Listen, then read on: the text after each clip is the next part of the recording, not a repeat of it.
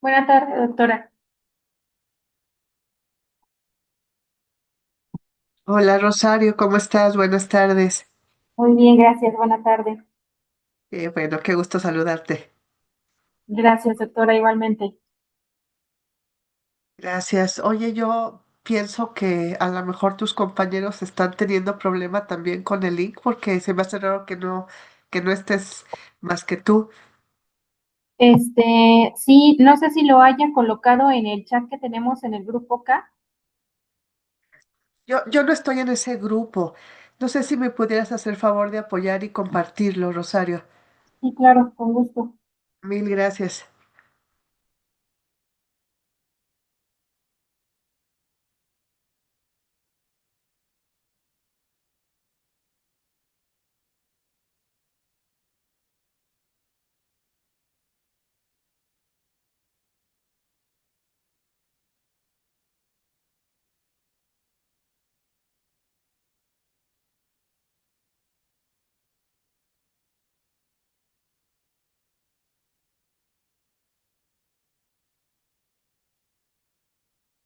Listo, ya lo compartí.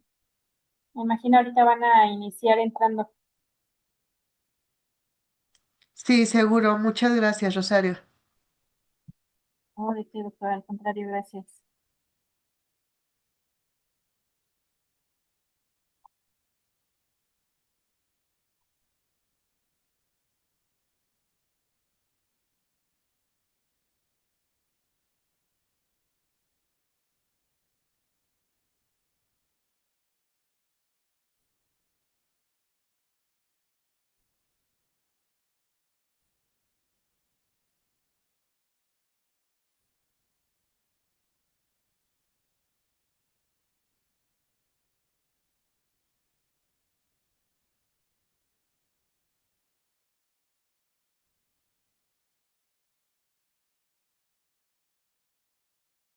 Hola Stephanie, buenas noches. Buenas noches, doctora.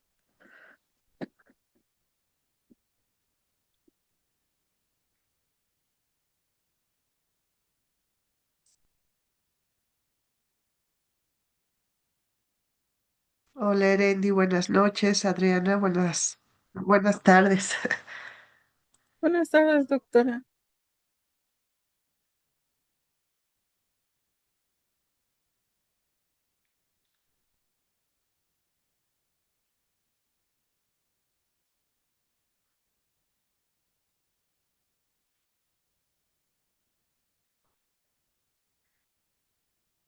Andrés, buenas tardes. Buenas tardes, doctora.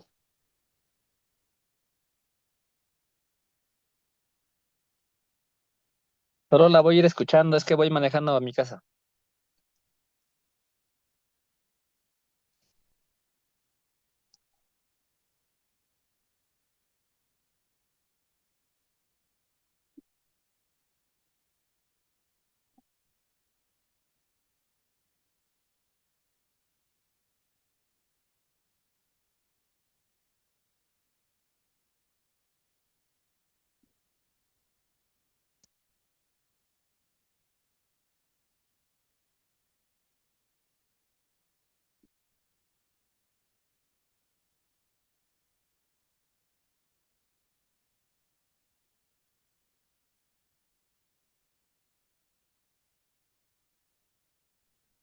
María Elena, buenas tardes.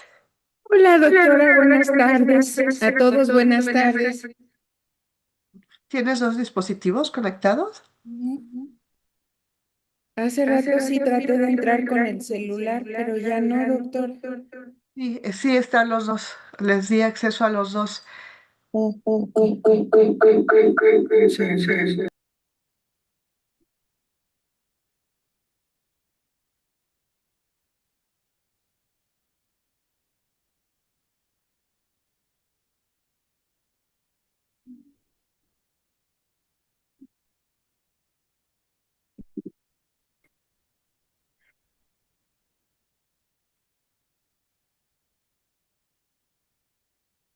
Parece ser que ya. Yo, Todavía no. no, todavía. Deja ver si yo te puedo. Tic, tic, tic. Yo te puedo sacar desde aquí. Apagué mi teléfono. Ah, ya, listo. Sí, gracias, disculpe, doctor. Gracias. Rosario, ¿también tú entraste con dos dispositivos? No, doctora, nada más que ahorita me sacó la plataforma, me tuve que volver a meter. No sé si fue mi Eh, internet o qué fue. Qué raro. Aquí Pero no, apareces solo dos soy yo. veces. ¿Yo? ¿Sí? ¿A qué ¿No caray? alcanzas a ver? No, solo Hay estoy dos viendo. rosarios. ¿A poco sí? Yo creo que la otra. Ah, sí, cierto, aquí estoy. Estas dos veces, ¿ya viste? Claro. Y a Ya, mí, o sea, es decir, me sacó. ya, Ya, ¿verdad? Ya no estoy. ya solo estás Qué aquí en loco. veo. Eh, Wow. voy a tomar asistencia. Sí, ya estás bien, Rosario.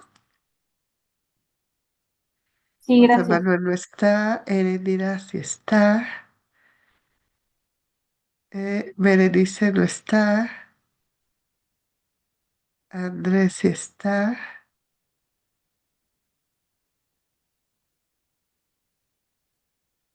María Elizabeth no está.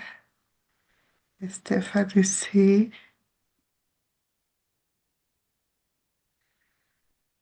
Daniel no está. María Elena sí.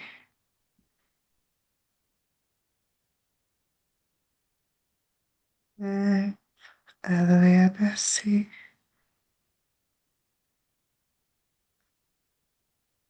Y Rosario.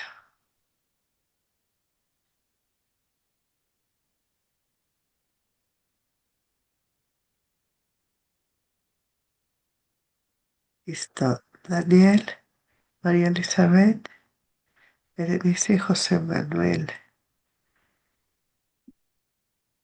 Muy bien. Pues vamos a empezar. Quiero primero ofrecerles disculpas, ando un poco agripada, entonces mi voz no es la mejor en este momento, ni mi energía, eh, pero no quise dejar de tener la sesión con ustedes. Eh, esta semana les tocó revisar el material y su tarea estuvo encaminada a identificar pues, las principales características de las teorías del aprendizaje. Ajá. Entonces, pues es hablar un poquito de ellas. Berenice, buenas tardes. Buenas tardes a todos.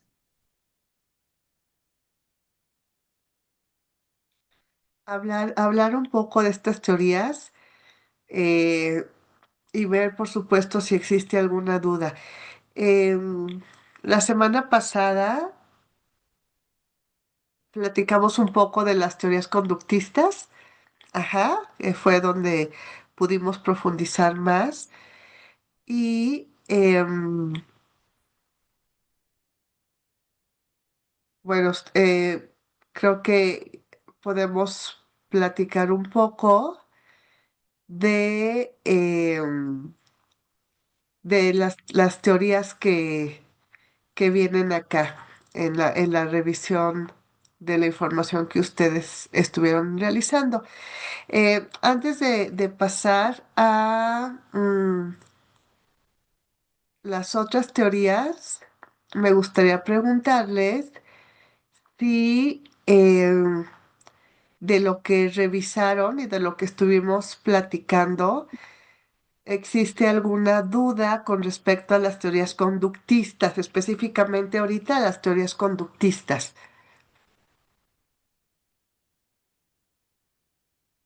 ¿No?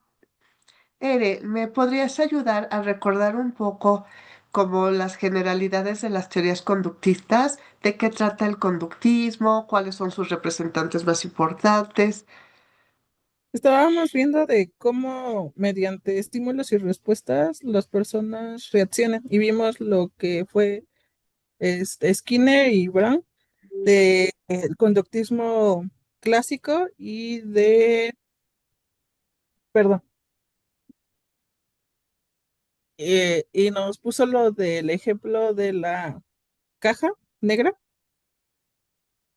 Y estábamos viendo cómo nuestra vida cotidiana está llena de estímulos y de cómo nosotros somos, por seres naturales, respondemos a todos los estímulos y por esos estímulos y esas conductas establecidas podemos hacer las enseñanzas y aprendizajes que primero se inició como algo psicológico y se pasó a la educación como el aprendizaje y que estos son las bases de lo que hoy conocemos, que ya hay más teorías, pero yo considero que el conductismo es la base, sobre todo de cómo enseñamos. Muchas gracias, Erendi.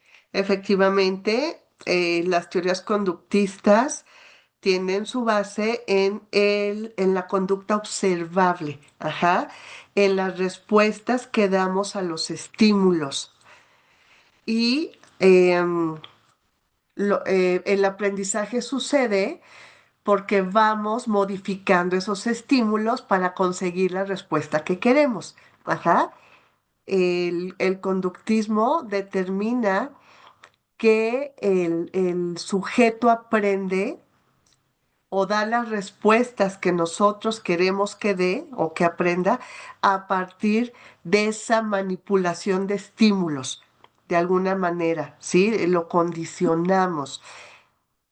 Y efectivamente comentábamos que esta teoría surge en el campo de la psicología y pues que hoy en día se sigue aplicando prácticamente en todos los ámbitos, ¿no? Porque el condicionamiento funciona y funciona bien y cuando queremos un cambio de conducta rápido, pues el condicionamiento es una buena herramienta.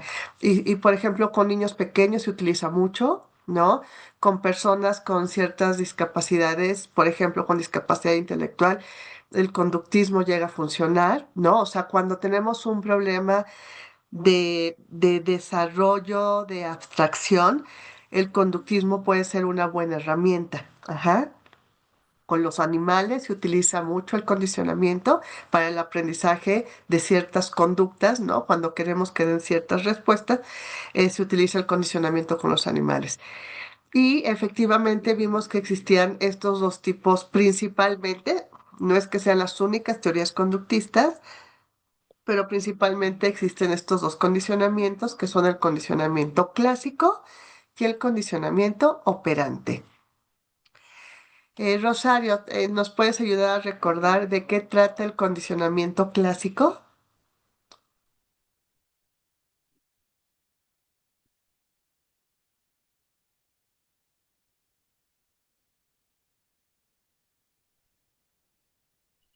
Sí, en esta parte, pues el conductismo dentro del condicionamiento clásico pues, se refiere a un tipo de aprendizaje donde se asocian los estímulos, es decir, se inicia provocando una respuesta, la reafirmación de esto. Algunos de los que son, digamos, como los pensadores es Pavlov, que es el que nos habla precisamente del tema de lo de los perros, donde había un tema de la comida y la campanita, donde mencionaba precisamente donde la campanita pues es el estímulo, lo tocaba y entonces el perro empezaba a babear y obviamente pues ya de ahí se venía como tal la estimulación referente a que el perro sabía que iban a darle de comer. Entonces esto nos habla sobre el condicionamiento clásico, donde prácticamente, pues bueno, hay como un estímulo y respuesta casi de inmediato. Y obviamente, pues bueno, el estímulo que es el condicionamiento, que en este caso, pues bueno, es lo que abarca la campanita, la comida y obviamente, pues bueno, lo que provoca dentro de en aquel momento lo que mencionaba Pablo, la salivación del perro. Muchas gracias, Rosario. Efectivamente, No sé eh, si me el, alcancé a el... escuchar. Sí, sí, te alcanzas a escuchar, Rosario. Sí, sí.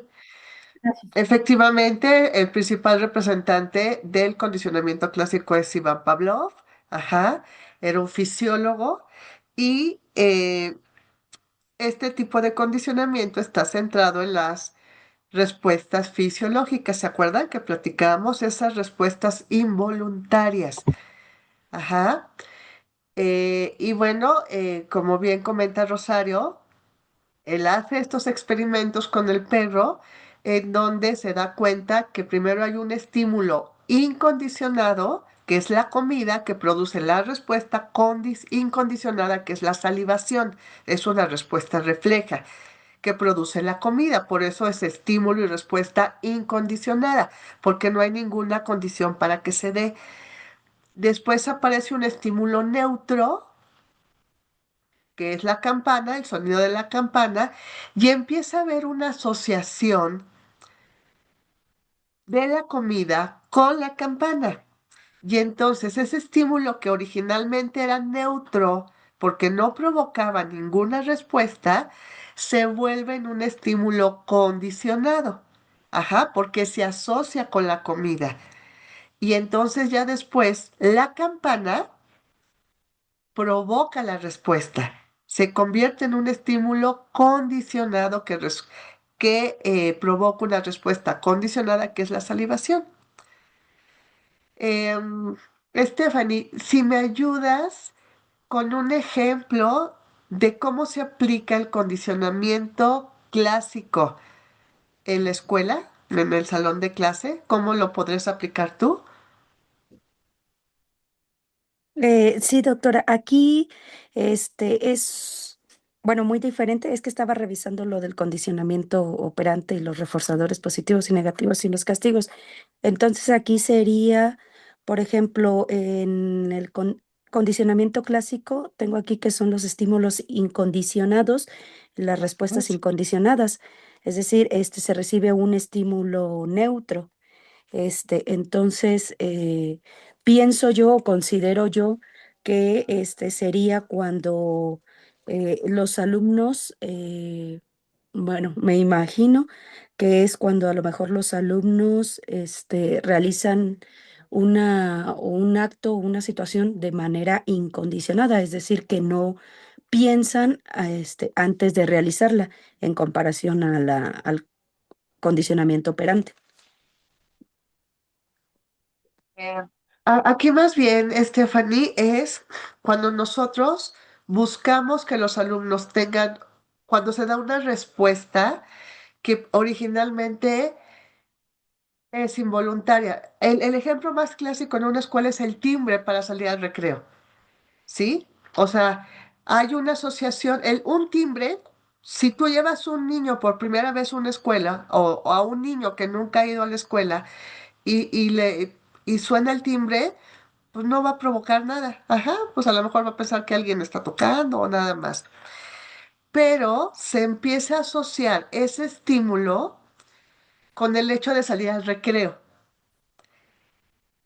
Aquí el estímulo incondicionado es salir al recreo, que al niño le gusta, le da emoción, le da alegría, ¿no?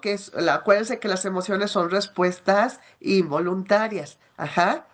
Entonces, ese estímulo, cuando un estímulo genera una emoción, en ese momento se vuelve en un estímulo incondicionado.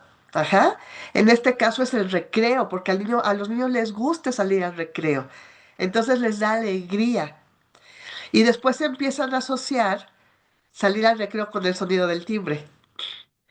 Entonces Eh, después solo escuchan el timbre y aunque no vayan a salir al recreo, porque a veces tocan el timbre por que llaman a la señora para hacer el aseo, para qué sé yo, ¿no? Para que salgan a la ujú, ceremonia. Pero ya ese sonido en los niños genera algo, ya lo porque ya está saben. asociado Ujú. exactamente. Entonces, cuando hay una asociación de estímulos, eso es condicionamiento clásico. Ajá. O Y sea, la emoción o el sentimiento que les provoca el acto, ¿no? exactamente, Ok. exactamente, Stephanie, exactamente. Les ponía yo el ejemplo de la alarma sísmica. Ajá. ¿Qué pasa cuando suena esa alarma? Lo que nos hace sentir, qué es lo que ya provoca, ¡pum! O sea, yo ni lo pienso, yo me paro y me salgo. ¿Sí me explico? Ya hay un condicionamiento. Es igual que una luz roja. El rojo también ya estamos condicionados con el rojo. El rojo es alto, es detente, es algo significa alarma. ¿Sí me explico? El amarillo es precaución. Vean cómo vamos haciendo estas asociaciones y ya después solo con ver algo que es amarillo, si me ponen una cinta amarilla, yo ya sé que no debo de pasar. Aunque a lo mejor no la pusieron para eso, ¿sí me explicó? Pero cómo nos van condicionando. Y el condicionamiento lo ocupamos cuando queremos que los sujetos den una respuesta ya de manera inmediata, ¿sí? Entonces hacemos estas asociaciones, ¿ok? En mercadotecnia se utiliza muchísimo el condicionamiento clásico, mucho. ¿No? Es como si yo siempre, por ejemplo, asocian las marcas con cierta música, con ciertos colores, con ciertos símbolos. Y entonces, ¿qué es lo que están buscando? Que ese color, esa música, de inmediato nos haga recordar esa marca. ¿Se dan cuenta? Eso, mercadotecnia es condicionamiento. Nos condicionan. Ajá. Entonces, em, para eso se utiliza, pues, buscan cierta respuesta, ¿sí? De alguna manera es una manipulación, ¿sí? O sea, hemos aprendido a utilizar esto para manipular en muchos de las ocasiones, ¿ok? José Manuel, buenas tardes. Buenas tardes, doctora. Ahora, María Elena, ¿me ayudas a recordar de qué trata el condicionamiento operante, por favor? Claro que sí, así sí me escucho. Perdón. El operante es el que nos comentaba nuestra compañera al inicio de Skinner en cuanto Así es. a esto de los estímulos también, pero más bien a un refuerzo, que bien recuerdo que usted nos comentaba que podía ser positivo, como el premio y lo que se gana, pero también podría ser negativo. Finalmente es un refuerzo y al final del día la idea es que pues que no se repita la conducta. Por ejemplo, con los refuerzos negativos o positivos va a aumentar o a disminuir una probabilidad. Sí. No, María Elena, aquí es muy importante aclarar que el refuerzo o el reforzador siempre se utiliza para que una conducta aumente o para que se presente, siempre. Ajá, o sea, yo siempre que busque que una respuesta aumente su probabilidad o que aumente la posibilidad de que se presente o que quiero que se presente con mayor frecuencia, utilizo reforzadores, ya sea positivos o negativos. Porque si lo que quiero es que una conducta se elimine, utilizo castigos. Ajá, ujú, sí, Ajá, sí. o sea, es muy importante porque el término refuerzo, Ujú. justo eso significa, voy a reforzar una conducta para que suceda, ¿sí?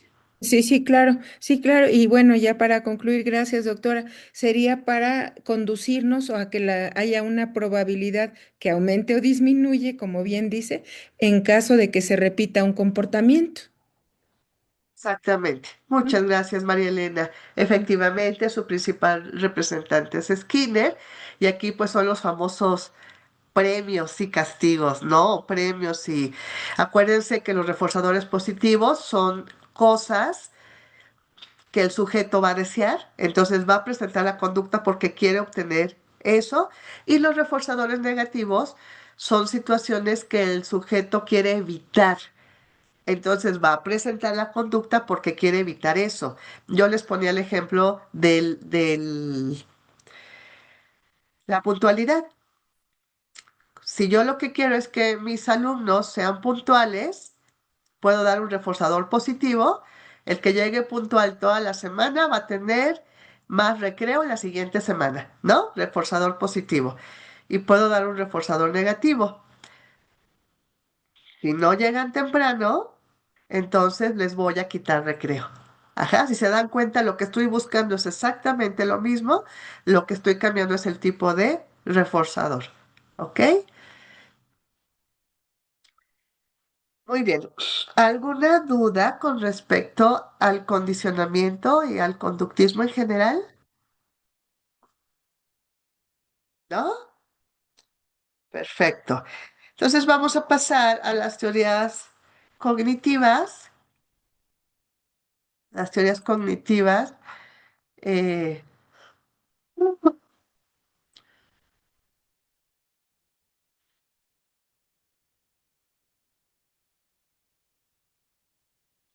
que si bien el conductismo no tenía interés en lo que pasaba en la caja negra, ¿no? O sea, qué pasaba dentro del sujeto, pues las teorías cognitivas o los teóricos cognoscitivos sí se interesaron en cómo aprendíamos y cómo esa estructura cognitiva que sucedía en la mente sucedía. Ajá. Entonces, a ver, José Manuel, platícanos de las teorías cognoscitivas, por favor.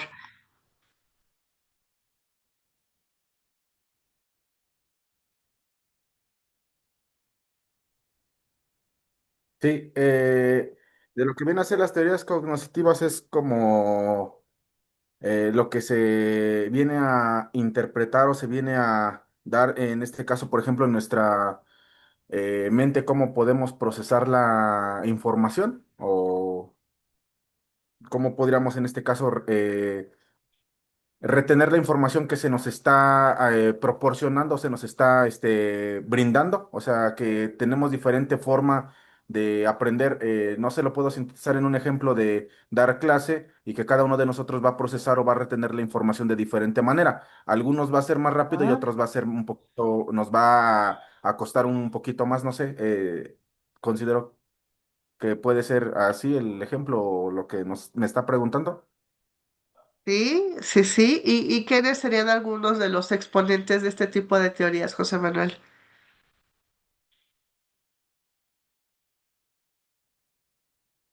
Ah. Eh, Hay un autor que se llama, no sé si no recuerdo si lo mencionó, estoy checando mis apuntes de la semana pasada, pero es uno que es Brunner, o así se llama, que él nos Ajá. comenta que es entender lo que es real o lo que nos está en este caso diciendo, lograr ir a la realidad de lo que nos están comentando, nos están en este caso pues diciendo, no, no sé si es lo que puedo recordar a uno de ellos nada más. En la lectura, gracias, José Manuel. ¿En la lectura menciona algún otro autor? Bere, ¿te acuerdas qué otros autores mencionan en la información que revisaron? Tienes apagado tu micro, Bere. Eh, A Piaget, doctora. Ujú. Sí, también a A Piaget, Piaget y como lo mencionaba mi compañero, tengo a Jerome Brunner. Brunner, ajá. Eh, muchas gracias, Bere. Sí, con- Fíjese que los teóricos o las teorías cognitivas o cognoscitivas, de las dos maneras está bien, está bien el término. Ellos estudian lo que conocemos como procesos cognitivos. Ajá. La atención, la retención, la memoria, ¿sí? Todo lo que sucede en todos estos procesos mentales que nos llevan al aprendizaje, que ellos le llaman estructuras cognitivas. Ajá. Acuérdense que el término cognitivo, su raíz etimológica viene de conocimiento, ¿ok? Entonces, es cómo es que conocemos, cómo es que esos estímulos que recibimos a través de todos nuestros órganos sensoriales se convierten en una información que se queda y que nos permiten utilizarla para, para resolver las cosas de la vida cotidiana. Ajá. ¿Cómo es que sucede el aprendizaje? ¿Cómo se transforman esos estímulos auditivos, visuales? Y que gracias al lenguaje le damos una comprensión y modifica nuestras estructuras cognitivas. Ajá. Y efectivamente, sus principales representantes son eh, Jean Piaget, Jerome Brunner, David Ausubel, es importantísimo. Siempre que hablamos de teorías cognitivas, no puede faltar Ausubel, porque además él fue el que habló de aprendizaje significativo, ajá, que es algo que utilizamos tanto. Y David Ausubel decía que él tenía una frase muy importante que decía, identifica qué es lo que tu alumno ya sabe o ya conoce y que a partir de eso que aprenda lo que sigue. Ajá, es decir, tú no puedes intentar que tus estudiantes aprendan una nueva información si no identificas lo que ya conocen acerca de eso, para que te ayude a anclarlo, ajá, para que te ayude a que esa nueva información se acomode en sus estructuras que ya tiene. Si no, pasa de largo, ¿ok? Entonces, y fíjense que ahí en las notas que ustedes revisaron en la plataforma, habla del constructivismo, ajá. El constructivismo, que fíjense que para algunos autores es una teoría, para otros autores es un enfoque. Ajá. Eh, Piaget, por ejemplo, Piaget hablaba de constructivismo en la medida en que el sujeto construye su conocimiento. ¿Ok? No, no, no, no es algo que introduzcas y que necesariamente se quede en la memoria. Se queda en la memoria porque el sujeto lo construye. ¿Ok? Entonces, de ahí es una teoría. Pero el constructivismo como lo conocemos hoy en día, ¿no? Ese constructivismo que nos da ciertas herramientas, ciertas estrategias, cierto enfoque. ¿Se acuerdan de los planes y programas? Antes de la nueva escuela mexicana, tenían un enfoque constructivista y este enfoque está dado por estos teóricos cognoscitivos. Ajá, se dice que el enfoque constructivista tiene cuatro pilares o cuatro autores que son fundamentales, que son Piaget, perdón, Brunner, Ausubel y Vygotsky. Ajá, que Vygotsky no es un teórico cognoscitivo, él es sociocultural. Ahora vamos a platicar con él. Ahora, en sus notas, en las notas que revisaron, hay otro autor que mencionan, a ver quién me dice, y del que no hemos hablado. Mencionan a otro autor.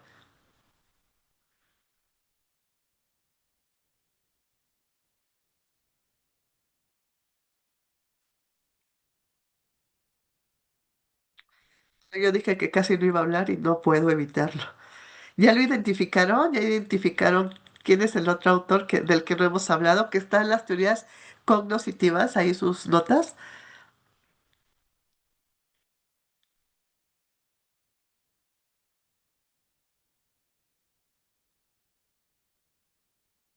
Y quien me lo diga tiene 10, ¿eh?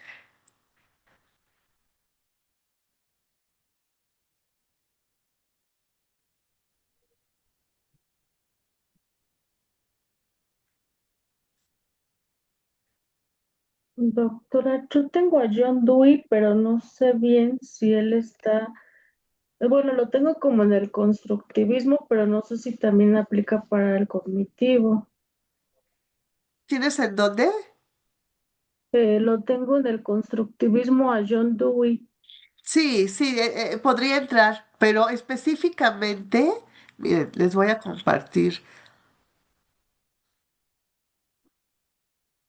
Les voy a compartir aquí la pantalla.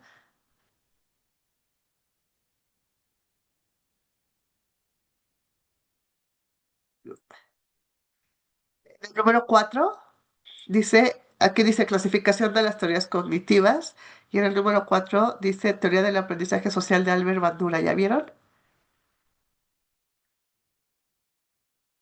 Viene la teoría del aprendizaje multimedia de Richard Mayer. Ajá. Ahora, Richard Mayer, pues tiene mucho que ver con los estímulos que principalmente recibimos, ¿no? Y bueno, básicamente lo que él dice es que si a las palabras las acompañamos de imágenes, es más fácil que aprendamos, ¿no? Como por eso se llama multimedia, que utilicemos múltiples medios para transmitir la información. Ajá. Pero Albert Bandura es muy curioso porque algunos autores lo colocan en las teorías cognitivas y otros autores lo colocan en las teorías socioculturales. Ajá. Porque está como en el límite. Él, de hecho, déjenme decirles que él está como la intersección de las teorías conductistas, de las teorías cognitivas y las socioculturales. Él como que retoma un poco de cada una. Pero solo por el título, Teoría del Aprendizaje Social, pues tendría que estar mucho más ubicada en las teorías socioculturales, ¿no? Pero como toma un poco también de las cognitivas, pues también muchos autores lo ubican aquí. Albert Bandura, que básicamente él hablaba de que aprendemos por imitación. Ajá. Y ahí radica la diferencia con Vygotsky, por ejemplo, ¿no? Vygotsky le da un sentido totalmente diferente al contexto social. Para Albert Bandura, el otro nos sirve para imitarlo. Nosotros lo observamos e imitamos sus conductas. Por eso las aprendemos. Ajá. Por eso les digo que tiene tintes conductistas, pero también tiene tintes cognitivos. Aunque se llama teoría en la teoría de Albert Bandura se le conoce como teoría del aprendizaje social, teoría del aprendizaje por modelado, teoría del aprendizaje por imitación, eh, teoría del aprendizaje vicario. Pueden encontrar la teoría de Bandura con todos estos nombres, pero la esencia es que las personas aprendemos observando al otro e imitando su conducta. Ajá. Que si lo analizamos, pues hay mucho desierto, ¿no? Pues por eso, aunque en Latinoamérica todos hablamos español, tenemos acentos diferentes porque los imitamos. Es muy curioso, ¿no? Como por ejemplo en Europa, cuando alguien aprende español, ¿cuál es el país de habla hispana que tienen en Europa? Es España. Entonces, si nosotros escuchamos a un inglés hablar español o que aprendió español, tiene acento español, no tiene acento mexicano ni acento argentino. Ajá. Ahorita estoy viendo una serie en donde unos chinos están aprendiendo español, pero viven en Argentina. Entonces están aprendiendo español con acento argentino. ¿Sí? Entonces, no sé si les ha pasado que de repente alguien les diga, oye, es que hablas como tu mamá, ¿no? O hablas como tu hermana. Pues es que imitamos, ¿no? Albert Bandura dice que aprendemos a partir de la observación y de la imitación. Por eso hay que tener mucho cuidado cuando somos educadores de niños pequeños, ya sea como padres o como docentes, hay que tener mucho cuidado con lo que decimos y con lo que hacemos porque ellos nos están observando y aprenden esas conductas que observan de nosotros, ¿no?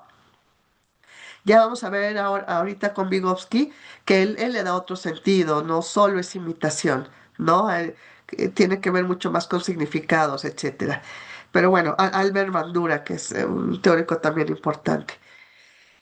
¿Alguna duda con las teorías cognitivas o cognitivas? ¿Alguna duda o comentario? ¿Algo que... Sí, Rosario, adelante. Gracias, doctora. Necesito que me ayude a aterrizar porque, por ejemplo, dentro del tema educativo, yo lo visualizo como el tema del conductismo solamente como una herramienta para que puedan aprender, pero como tal, obviamente las teorías cognitivistas pues son las que utilizo para que obviamente aprendan, porque obviamente hay procesos reales. Pero ahorita me resuena mucho lo que usted me dice por la parte donde el idioma lo podemos, digamos, aprender dentro de un punto de vista, pues, conductual, es decir, imitando. ¿Cómo podría entonces aterrizar esto, doctora? O sea, desde el punto de vista psicológico, para ustedes el tema conductista, las teorías conductistas sí ayudan a aprender o solamente son una herramienta para poder llegar a las teorías cognoscitivistas que ya nos permiten abrir los procesos mentales. Claro, mira, las teorías conductistas sí te ayudan a aprender, pero las teorías conductistas, por un lado, están como muy enfocado a comportamiento, ¿no? O sea, esas las utilizamos mucho cuando queremos que nuestros estudiantes tengan cierto comportamiento, ¿no? Que pongan atención, que realicen las tareas, etcétera, ¿no? Sin embargo, hay muchas técnicas conductistas que sí apoyan el aprendizaje. Por ejemplo, muchos de los recursos multimedia, ¿no? Tienen como fundamento el conductismo, Rosario. Por ejemplo, yo quiero que mi alumno em, aprenda el valor posicional, ¿no? Y parte del aprendizaje tiene que ver mucho con las repeticiones, porque también la memoria es importante. El conductismo apoya mucho, Rosario, para memorizar, ¿sí? Para memorizar, porque acuérdate que, ¿qué pasa en todos estos recursos multimedia, por ejemplo? Te dan premios, ¿no? Te dan estrellitas, puedes pasar al siguiente nivel, etcétera. Esas son técnicas conductistas. Ajá, ahí están reforzando.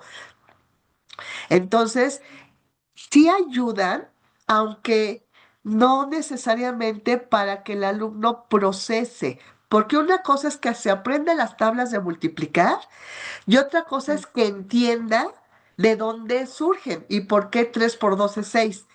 Para eso no te ayuda el conductismo. El conductismo te ayuda para que se las aprenda de memoria. Ajá.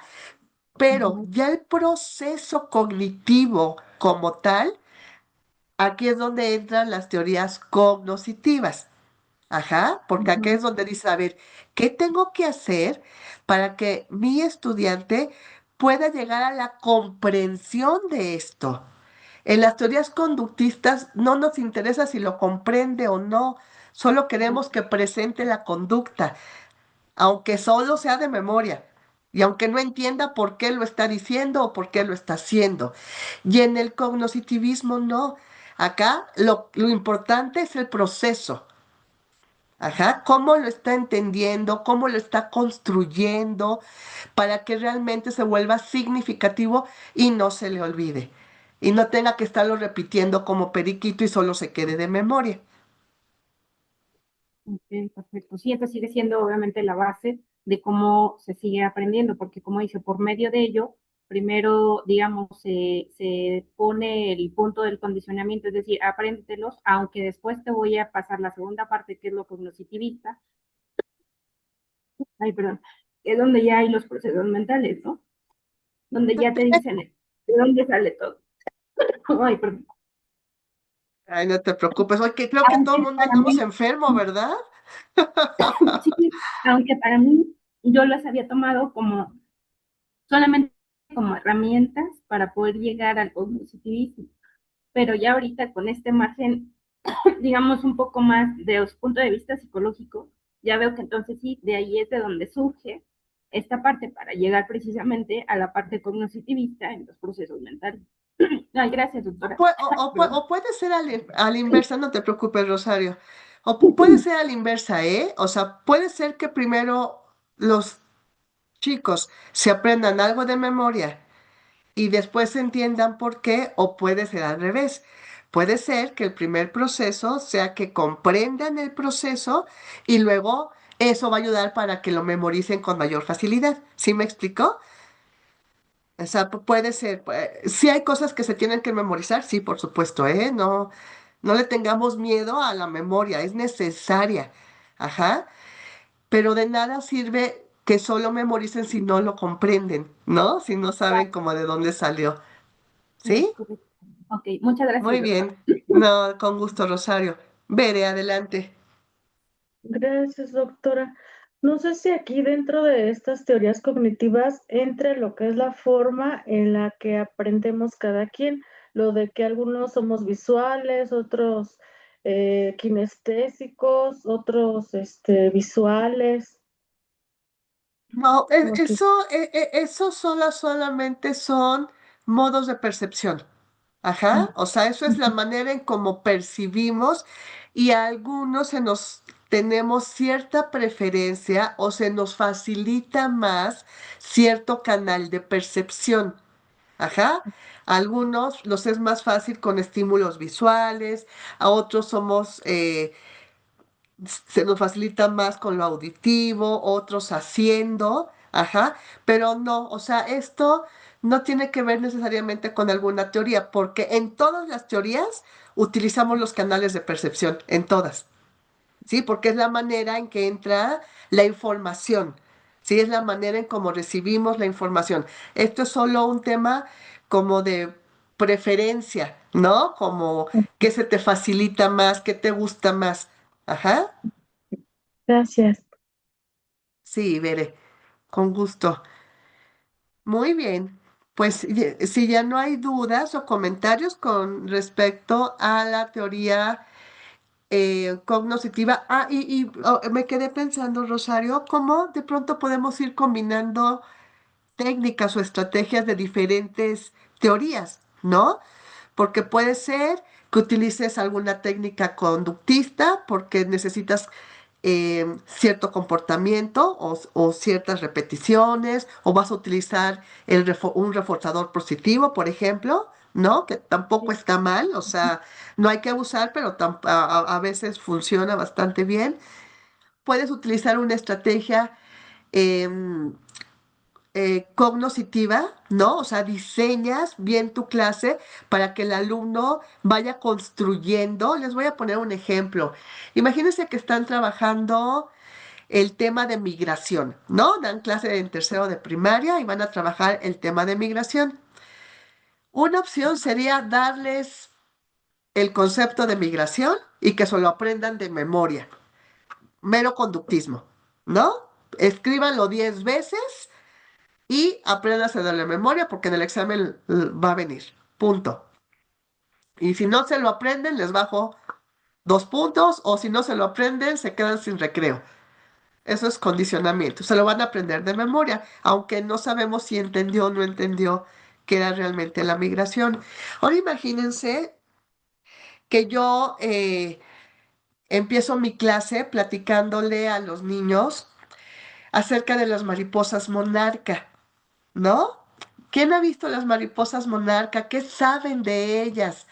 Ah, pues hay lugares en México que se llaman santuarios de las mariposas monarca. ¿Ustedes saben en qué mes llegan?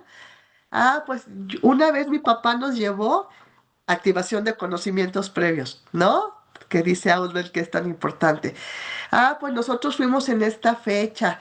Nosotros acá. Oigan, ¿y ustedes, alguien sabe de dónde vienen las mariposas monarca? No va a faltar quien sepa, ¿eh? Y si nadie sabe, a lo mejor les pones un video que les explica de dónde vienen las mariposas monarca y por qué se vienen de Estados Unidos y Canadá en esas épocas y por qué llegan a los lugares que llegan a México. Se vienen porque allá hace mucho frío y porque aquí en esas épocas es más cálido. Si las mariposas se quedaran allá, ¿qué pasaría? Se mueren. Ellas recorren todo, o sea, fíjense todos los kilómetros que tienen que recorrer, pero es lo único que les va a permitir sobrevivir.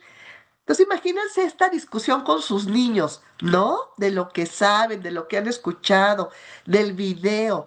Y después a lo mejor ustedes pueden preguntarles, oh, entonces las mariposas se vienen de allá, porque si se quedan allá se mueren. Ellas buscan un lugar mejor, buscan un lugar en donde puedan sobrevivir.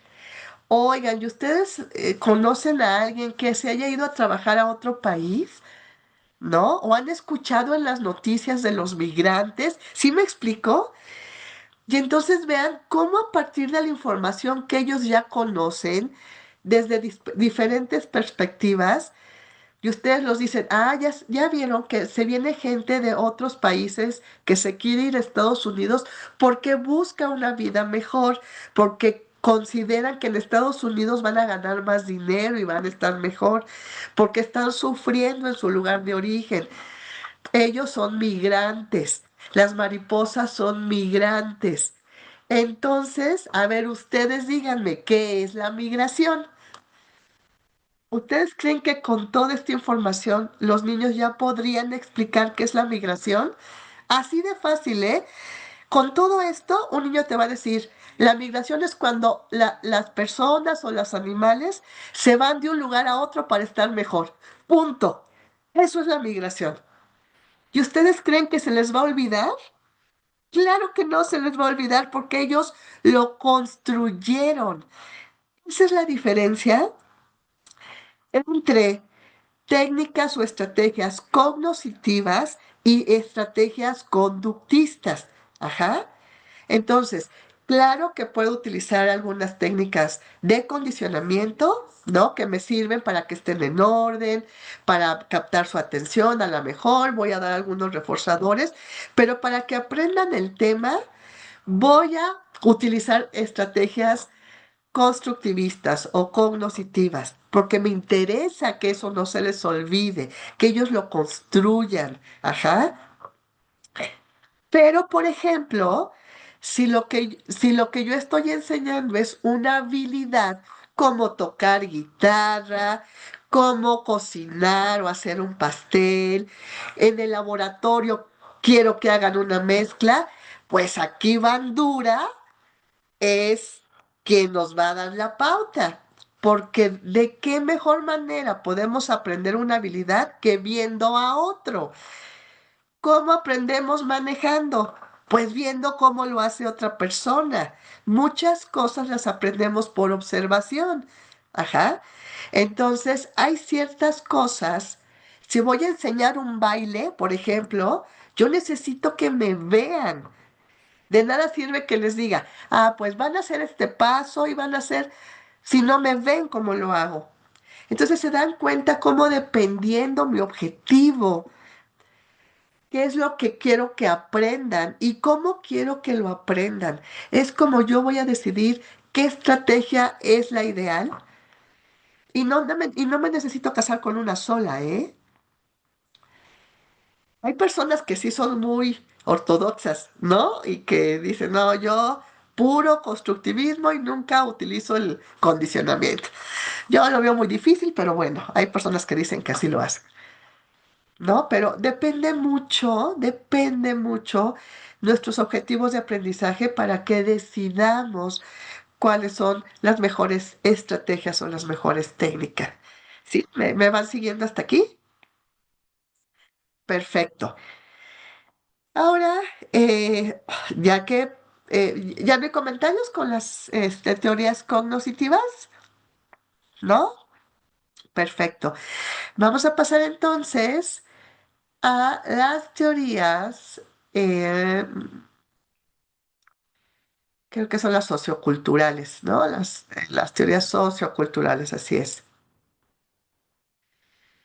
Bueno, que aquí tenemos al exponente por naturaleza, que es Vygotsky, ¿no? Es el más conocido, perdón, de las teorías, de la teoría sociocultural. Ah, sí, sí, Rosario, está bien. Ahí después revisas la grabación. Sí, gracias. Y aquí, Bere. No sé si ya te pregunté a ti, Bere. No, ¿verdad? ¿Qué me puedes decir de las teorías socioculturales? Platícame de Vygotsky. Sí, doctora. Pues en este contexto se da precisamente que el alumno pueda aprender estando en una sociedad, es decir, con sus mismos compañeros a través de las prácticas que se dan en el salón de clase, ellos mismos pueden enriquecer ese aprendizaje a través de esa interacción. Exactamente. Pero fíjese que aquí no es que el alumno este, pueda compartir lo que aprende con los demás. No, es que el alumno no aprendería sin el otro. Es decir, todas las personas, dice Vygotsky, necesitamos del otro para aprender. Lo que justo por lo que aprendemos es por nuestra interacción con el otro. Si no estuviera el otro, si no hubiera otro con el cual yo interactuara, no aprendería. ¿Sí? Para Vygotsky, fíjese, los teóricos cognitivos, el proceso es de adentro hacia afuera, ¿están de acuerdo? Es decir, ¿cómo cambian o cómo se reestructura nuestro, nuestra cognición? Y entonces, gracias a eso, interactuamos con el medio. Ajá, o sea, primero sucede aquí adentro y después entonces lo externamos. Para Vygotsky es totalmente lo contrario. El contacto que tenemos con nuestro contexto es lo que hace que aprendemos, es lo que hace que se modifique lo que estamos recibiendo. Ajá. Por eso se llama sociocultural, es decir, nuestro contexto social y cultural son determinantes para lo que aprendemos y cómo lo aprendemos. ¿Ok? Somos lo que somos gracias a nuestro contexto sociocultural. ¿Sí? Y aquí él menciona una herramienta fundamental para que esto suceda y es el lenguaje. Sin lenguaje, sin un medio de comunicación, el sujeto no tiene manera de aprender. Esa es la herramienta social por excelencia. Ajá, el lenguaje. Cualquier tipo de lenguaje, no solo el lenguaje oral, cualquier tipo de lenguaje. ¿Ok? Sin lenguaje, el sujeto no aprende. Eh, ¿Ustedes han oído hablar de una mujer llamada Helen Keller? ¿Alguien ha escuchado hablar de Helen Keller?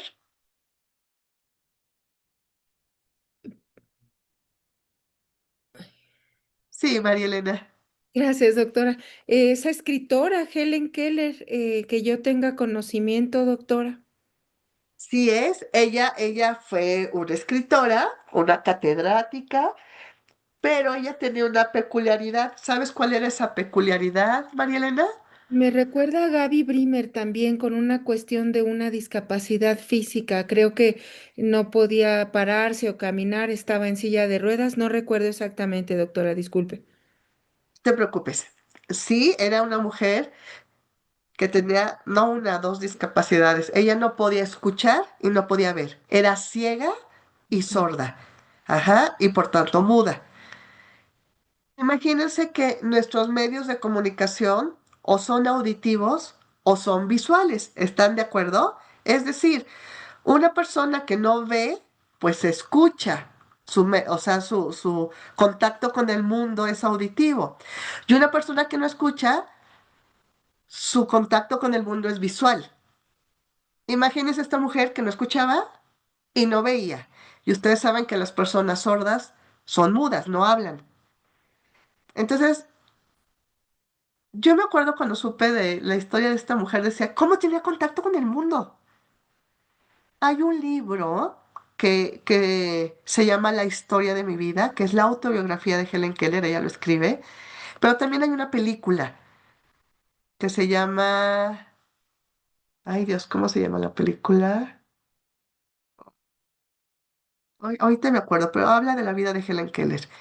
Y es muy interesante su vida, porque hasta alrededor de los 8 o 9 años, ella era como un animalito. Ajá, era como un animalito. No se podía comunicar con el exterior y ella logra llegar a ser que fue gracias a su maestra, ¿sí? Y entonces su maestra le enseña el lenguaje de señas, pero como no puede ver, lo hace a través del tacto. Ajá, aquí en la mano. Y se ve, es interesantísimo cómo ella le costó mucho trabajo a la maestra hasta que a Helen Keller cayó en cuenta que estas cosas que le hacía en la mano era el lenguaje, a partir del cual ella se pudo comunicar. Y entonces Helen Keller no solo se comunicó, estudió, terminó una carrera universitaria y fue escritora. Ajá, gracias a... Ella dice que quien cambió su vida fue esa maestra, porque le enseñó un lenguaje que le permitió tener contacto con el mundo. Vean qué importante es el lenguaje. Ajá, qué importante es el lenguaje. Y Vygotsky habla de la zona de desarrollo próximo. Esa es una de sus aportaciones más importantes. Andrés, ¿nos puedes ayudar a entender qué es la zona de desarrollo próximo, por favor?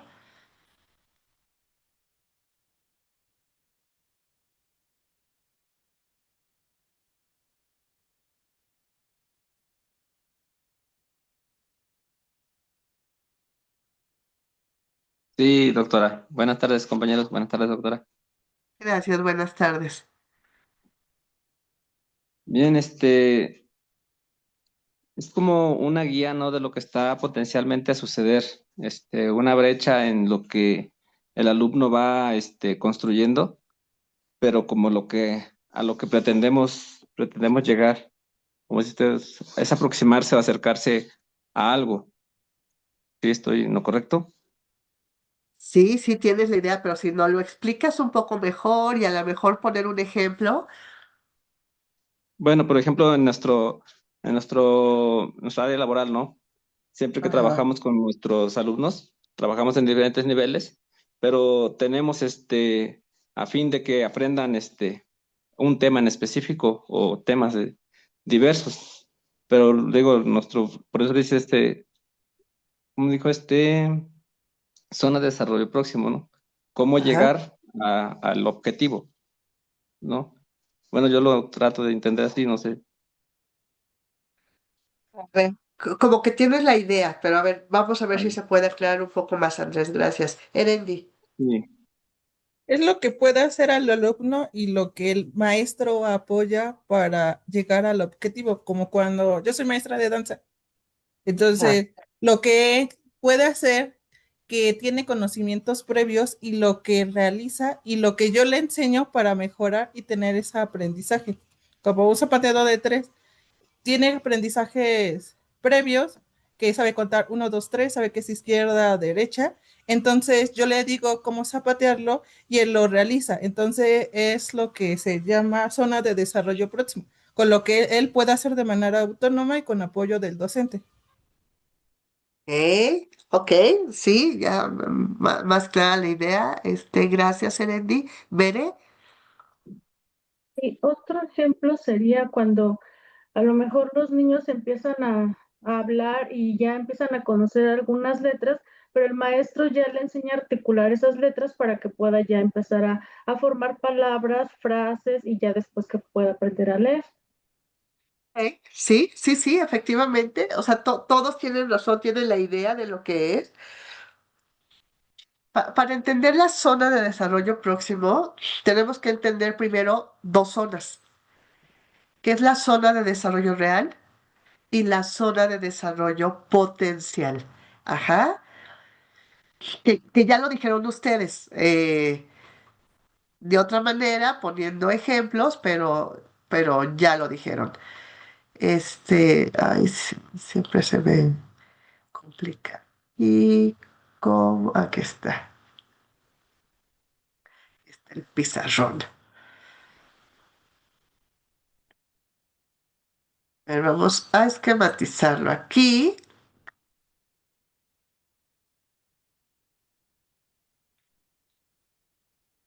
Este, tenemos la zona, ay Dios mío, de desarrollo real. Esto es lo que el alumno ya sabe. Bien decía Erendi, como sus conocimientos previos. Es como que él ya sabe contar uno, dos, tres y sabe derecha y izquierda. O sea, es lo que conocemos como el diagnóstico, ¿no? Lo que ya sabe, lo que ya domina, ¿sí? Y tenemos la zona de desarrollo potencial. Esto es lo que yo quiero que mi alumno aprenda. Es mi objetivo de aprendizaje, mis aprendizajes esperados, llámenles como quieran. Es lo que quiero que mi alumno aprenda, pero todavía no lo sabe. Ajá, pero es lo que quiero que aprenda, es lo que puede llegar a aprender. En el ejemplo que nos pone Erendi, pues es que aprenda a bailar el jarabe zapateado, por ejemplo. ¿No? Todavía no lo sabe, pero yo quiero que aprenda a bailar el jarabe zapateado. Y ahorita solo conoce el zapateado de tres, ¿no? O el paso de tres, nada más, que es un paso básico. La distancia entre esto y esto es lo que llamamos zona de desarrollo próximo, ¿ok? Es ese espacio entre lo que ya sabe y lo que quiero que aprenda o lo que puede llegar a aprender. Esta es la zona de desarrollo próximo. Y aquí hay un elemento importantísimo que Vygotsky llama mediador. Este mediador generalmente es el maestro, pero puede ser cualquier persona que ya haya logrado esto. Puede ser otro compañero que sea más hábil, puede ser un padre de familia, puede ser un tutorial, ¿sí me explicó? O sea, siempre, dice Vygotsky, tiene que haber un mediador. Por eso él dice, no podemos aprender sin otro. Es mucho más sencillo cuando hay otro que me ayuda a pasar de aquí a acá. ¿Ok?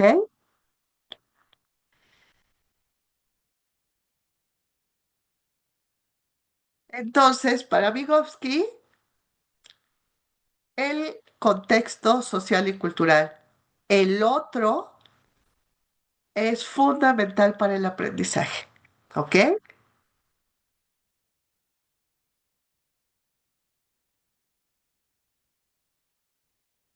Y bueno, aquí habla del aprendizaje situado, ¿no? Que ahora está tan mencionado en la nueva escuela mexicana, el aprendizaje situado, que no es otra cosa como contextualizar el aprendizaje. Es decir, si tu niño es un niño de una zona rural y en su comunidad se dedican a la siembra, contextualízalo en esa situación, porque va a ser más fácil que aprenda. No, imagínense que yo estoy trabajando en una comunidad rural y les quiero enseñar volumen y les digo, es que la alberca, y ellos no tienen ni idea de qué es una alberca. A lo mejor nunca han visto una, ¿no? Sí me explicó, está descontextualizado. Entonces, a eso se refiere el aprendizaje situado. Si tú aprovechas el contexto sociocultural, va a ser mucho más fácil. Y si tú haces el aprendizaje en ese contexto, no solo va a ser más fácil que el alumno aprenda, el aprendizaje va a tener un sentido para él. Entonces, si vas a ver geometría, habla de cuánto mide un terreno de siembra, ¿no? Háblale de cuánto, de capacidades a lo mejor del receptor de agua. ¿Sí me explicó? O sea, habla de cosas que tengan sentido para él. que tengan significado para él, porque entonces él no solo va a aprender más fácil, sino le va a dar un sentido a eso que está aprendiendo. ¿Ok? Y por eso el mediador juega un papel muy importante, muy importante. ¿Sí? Aquí una técnica, por ejemplo, es a veces que ponemos a los chicos que son muy hábiles y que comprenden muy rápido el tema, que le ayuden a los compañeros que tienen un poco más de dificultad. Eso funciona muy bien, ¿no? Entonces, por ejemplo, en el sistema Montessori, así lo trabajan. No sé si sepan, en el sistema Montessori, por ejemplo, tienen a todos los niños de preescolar juntos. Hay un solo grupo donde hay primero, segundo y tercero de preescolar. Y en primaria solo son dos grupos, uno de primero a tercero y otro de cuarto a sexto. Y tiene como fundamento a Vygotsky. Es que el niño de primero puede aprender mejor y más rápido si convive con niños más grandes, porque esos niños más grandes le van a ayudar. Ajá. Muy bien. ¿Dudas con Vygotsky y el aprendizaje sociocultural? ¿No? Perfecto. Y por último, bueno, habla de la epistemología, ¿no? Del aprendizaje, el fundamento epistemológico, es decir, cuál es el origen del conocimiento, cómo lo construimos. Ajá. Y después habla de la teoría del aprendizaje conectivista. Esta teoría como muy actual, ¿no? Que tiene mucho que ver con los recursos que hoy manejamos. María Elena, ¿me ayudas a recordar de qué trata esta teoría conectivista, por favor? Claro que sí, doctora. Tiene que ver como si fuera una red, de acuerdo a lo que entendí, a lo que estudié. En este caso, el aprendizaje va a través de la creación, una creación y navegación en redes, y de ahí la capacidad de que se adapten a los cambios y adquieran, pues finalmente, nuevas habilidades, finalmente, en la vida. Y todo esto, pues llevado a la que le decían inteligencia colectiva, o sea, en un conjunto de tal manera que se produzca con la colaboración y el intercambio. Exactamente, muy bien explicado, María Elena, muchas gracias. Entonces, ¿Quiénes son sus principales representantes? el conectivismo, permítame, Ajá. si lo vimos, pero ya perdí mi esta, un momento. No lo sé pronunciar bien, pero es Steams, Ah, DOMS. así es. No lo sé pronunciar bien. George Siemens y Stephen Downes, exactamente. Sí, sí, perdón. Ya te ayudaron, María Elena, no, Gracias, no te muchas preocupes. gracias.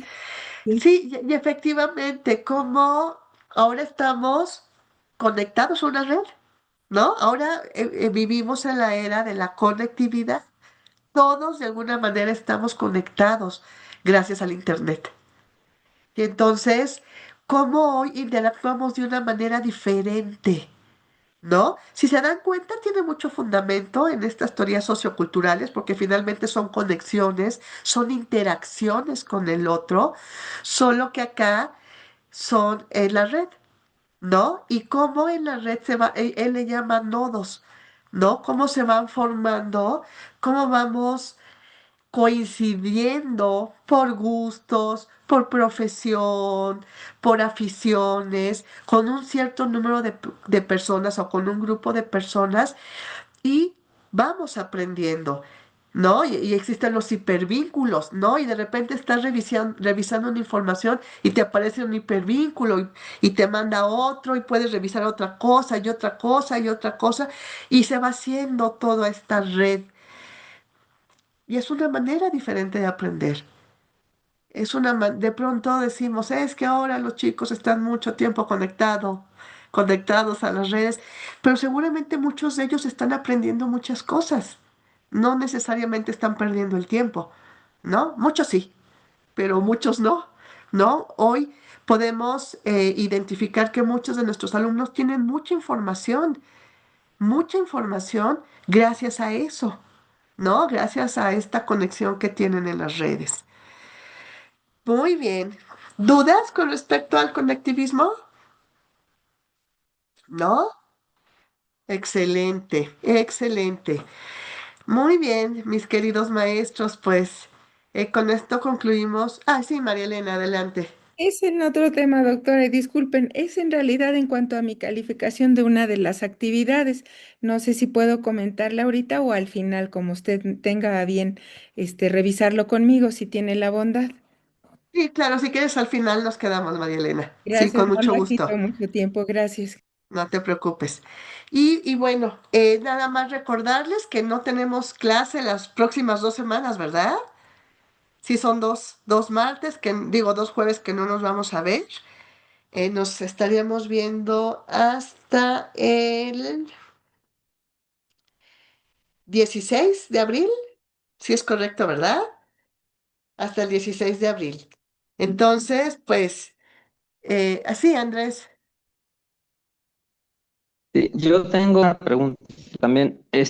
Cuando iniciamos el doctorado nos dieron una plática de cómo funciona el online y nos habían dicho Ajá. que la asistencia era como opcional porque se grababan las clases y en CEU estaba revisando en mi portal, aparezco con una falta, ¿no? Por eso le iba a preguntar si usted las asistencias cuenta o no las lidera o es solamente protocolo. Sí, bueno, yo registro la asistencia en online asistencia, ¿no? Si están o no están. Asumo, si tienen esta información, que no les va a afectar. Sí me explico, pero de todas maneras yo lo reviso con la directora, con la doctora Luquis y Andrés, no te preocupes, pero si esa indicación les dieron, pues no les va a afectar. Ujú. Ok. Sí, Sí, eso. Tenía dudas. yo lo reviso. Ok, Sí, gracias. Andrés, te agradezco el comentario. Pues les deseo muy lindas vacaciones. A todos, descansen, disfrútenlas, cuídense mucho y nos estaremos viendo entonces por ahí el 16 de abril. Que tengan lindas vacaciones, un gusto. Gracias igualmente, doctora, igualmente compañeros, que estén bien. Gracias, doctora. Gracias, igual. Gracias. Gracias, Saludos a igualmente. todos. Hasta luego.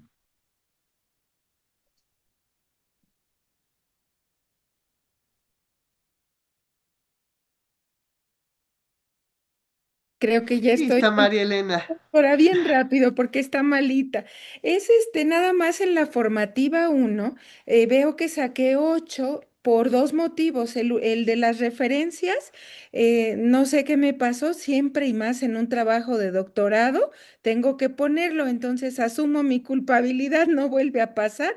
Gracias por recordarlo, no sé qué sucedió. Hasta quiero pensar que tenía yo dos archivos y puse el que no. Pero bueno, para el caso es lo mismo, pero las características sí están en mi cartel. De acuerdo a su amable comentario, me decía que no había agregado las características. A ver si lo puedo leer el comentario o no sé si lo tenga. Muy linda me dice que si bien abordo la definición y el proceso de aprendizaje, faltó incluir las características de los paradigmas, así como las Ajá. referencias correspondientes. A ver, sí me acuerdo, o sea, sí me acuerdo. A lo Sí, mejor hubo una parte, estaba en dos espacios tu cartel o era una sola hoja, María una Elena. sola, nada más un solo cartel en una hoja. Y vienen las características de los paradigmas. Sí, vienen todas las secciones y hasta abajo una conclusión. A ver, ¿lo tienes ahí a la mano? Estaba buscándolo, pero no, ahorita ya A lo. ver, déjame ver si por aquí lo puedo encontrar. Dame un segundo y lo Gracias, sí, revisamos de una vez. y por supuesto, gracias. Mm, este, es la actividad Formativa formativa. de la unidad uno. Sí, Ah, ya, aquí está.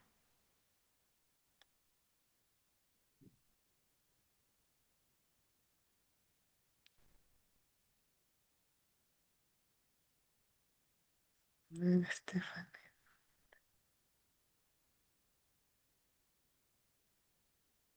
María Elena, aquí está. Gracias.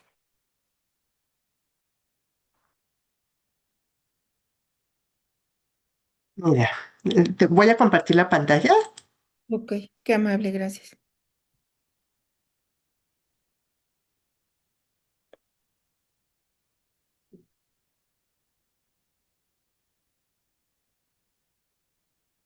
Ok. Aquí hablas de como de los fundamentos del aprendizaje, Ujú, ujú. ajá, de tu experiencia, de las características del aprendizaje y de la conclusión. Pero yo no vi las características de cada paradigma, porque tenías que dar las características del paradigma conductista, del paradigma cognoscitivista y del paradigma sociocultural. Ok, perfecto. Sí, esa era mi duda, doctora. De ahí en ¿Mm? fuera, pensé que así quedaba. Lo de la bibliografía, le digo eso, no vuelve a pasar, pero esto de las características, pensé que con eso era suficiente. Ya veo que no, que era como que de cada uno. Exacto, o sea, esto está bien porque sí pedía como los fundamentos del aprendizaje, o sea, esto está bien, pero faltaron las características de cada uno de los paradigmas. Ok, ok.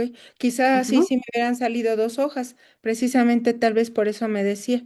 Ok, no pasa nada, doctora, muchas gracias. Para la siguiente, ahí le echo más ganas. De hecho, si nos vamos a ver hasta el 16 de abril, pues hay muchas tareas, o más bien 2 semanas de tareas que tengo que entregar y hacer. Y ya estoy preparando la sumativa, como nos dijo desde el primer día, para poder concluir en todo lo que se va a pedir. ¿Mm? Sí. Exacto, exacto, Muchas María gracias, Elena. doctora, por la aclaración y disculpe la Con mucho interrupción. gusto, no, por favor, con mucho gusto. Que descanses, lindas Igual y que vacaciones, se María Elena. mejore. Muchas Gracias. gracias, Hasta luego. gracias. Gracias.